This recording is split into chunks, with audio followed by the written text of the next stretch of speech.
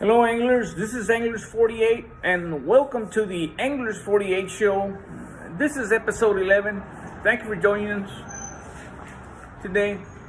What are we going to be talking about? We're going to be talking about safe travels.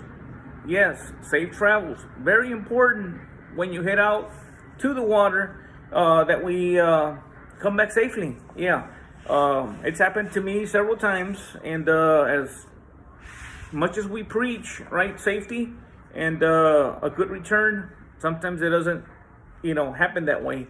So let's go ahead and get started. When you talk about safe travels, what are we talking about? Best practices. That's what I think about. Best practices. Make a list. What do we need to take? What are we missing? You got to let somebody know where you're going. Whether it's a spouse, girlfriend, a family, your dad, somebody, your friend, let them know where you're going. Let them know what county you're going to go to. Let them know what body of water you're going to be going to. You're going to be going to Port Mansfield. Tell them, I'm going to be going to the north side. Or I'm going to be going to the harbor, the south side. You got to let them know where we're going. You got to let them know if there's a change of plans. Sometimes you say, honey, we're going to go to Port Mansfield. And all of a sudden, halfway through the road, you're like, hey, let's go hit the PI, because I hear a lot of good things. So the family thinks you're in Port Mansfield, you're in PI, something happens. So there's misinformation there. So we got to let somebody know where we're going. A lot of the times, we don't let people know where we're going. Like myself. We take off. They don't know where we're at. Something may happen. We need help. They're not exactly sure. So we let them know. I'm going to go to Cameron County. I'm going to go to Arroyo City. All right. So we have to let people know where we are going. Sometimes we'll be connecting. We'll be talking to people. Hey, I was in Port Mansfield on the north side, but I hear a lot of good things about the south, so now I'm going to go south, right? Let them know I'm going to be in the south side. That's a big help in case you don't turn up, something goes wrong. So we got to let people know where we're going. The county is always best. The name of the town that we're going to be going to. So you got to let them know when you're going to be back. When it comes to fishing, sometimes we want to stay there longer than we need to because maybe it's been slow and the biting barely picked up. So we got to let them know when we're going to be back. If we decide to stick around for a little longer, send them a message. Call them, let them know. I'm going to take a little longer. Let somebody know if you change fishing spots once again. Sometimes I have my partner Graham Tony, and I'll be telling him, Tony, I'm gonna go to the north side. Sometimes he tells me, hey, I'm gonna go to the south side. So I know where Tony's at. Anybody has an issue, sometimes I go check on him. He'll go check on me. So we stay in touch, Tony and I. If we change position, sometimes I'll tell him, Tony, I'm going to be fishing the secret spot, and I'm going to be heading north. So he knows where that secret spot is, and he knows that if there's any issues, if he doesn't see me, he's got concerns, he knows that I'm on the north side. You got to check the weather. And once again, I'm one of those that I like to check the weather, but the weather can change in an instant, right? And sometimes you don't want to check the weather because if you check the weather, maybe the wind picked up a little bit, and that's gonna, kind of ruin your plans a little bit. But checking the weather is very important. Checking the weather the day of, the morning of, the evening of that fishing trip, you gotta check, because you could have checked it days before, and it was, everything was good. It was, everything was nice. But the day of, all of a sudden, a storm can be coming in. The winds can be picking up, and we don't want that. So we gotta check the weather. We gotta Look at our surroundings as far as the weather when we're out there. All of a sudden we see a cloud. We see a storm brewing. It wasn't in the forecast, but we see it. We got to take that into consideration. Do we start hitting in? A lot of us, it'll pass. I'm going to fish through it. Are we prepared? Are we taking the necessary gear when we go fishing?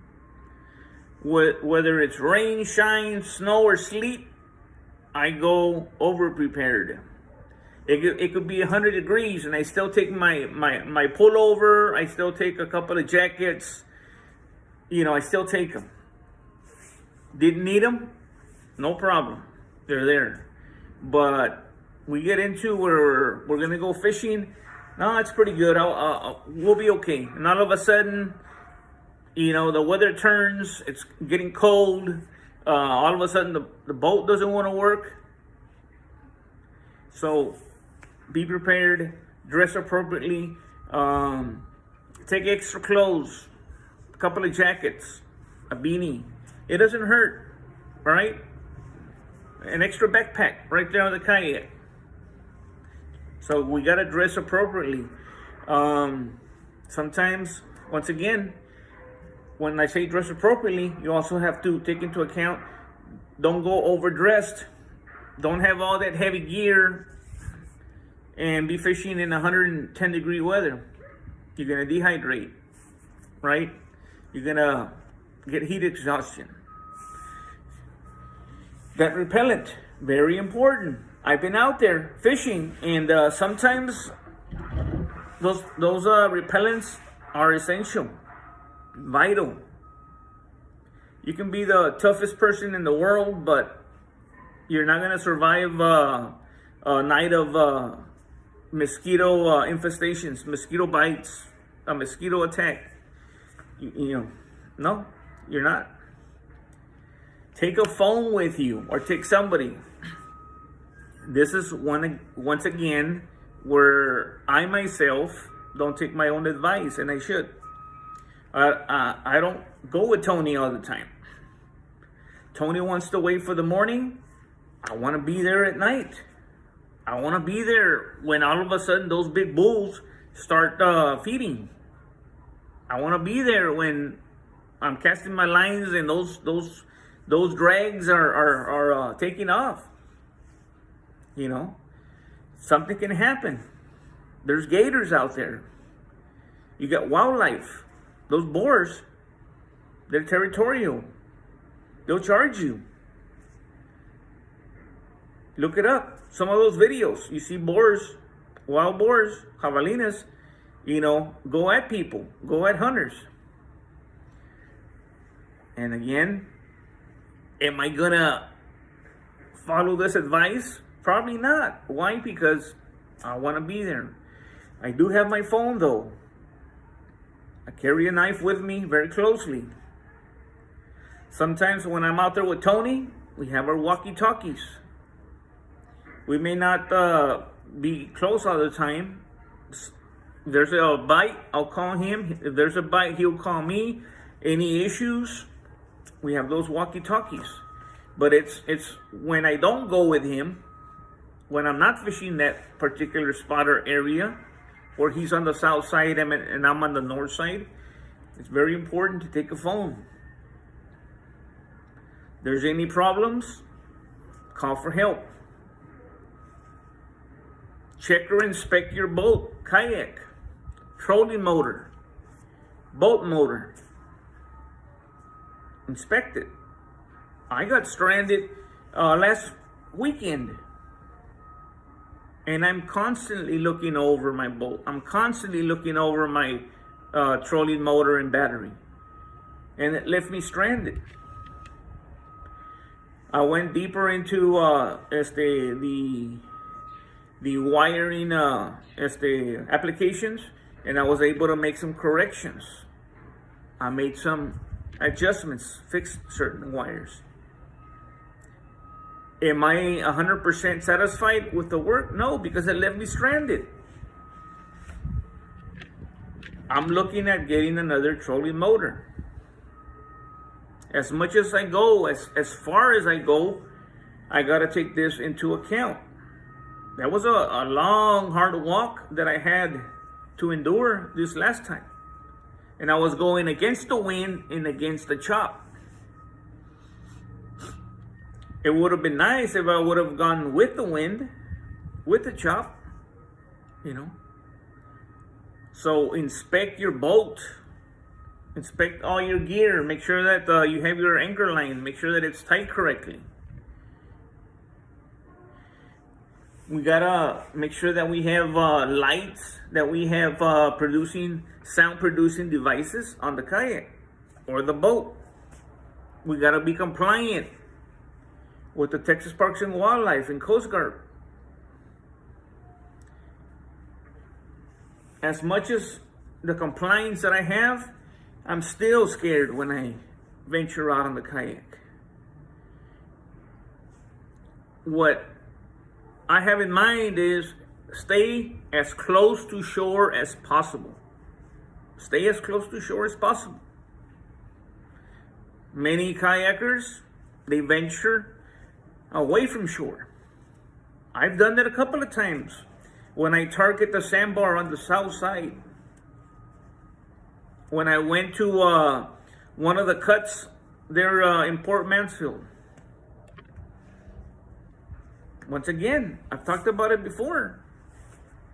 There can be a short. I can lose a prop. Battery can give out. The shear pin can break. I'm talking about over 10 feet of water in most areas. Don't hesitate to call 911. Don't hesitate to call the Coast Guard, the game warden.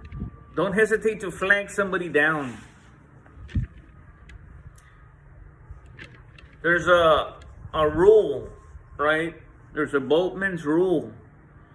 You have to render aid to a boater in distress. It's the law. It's a rule. It's a law.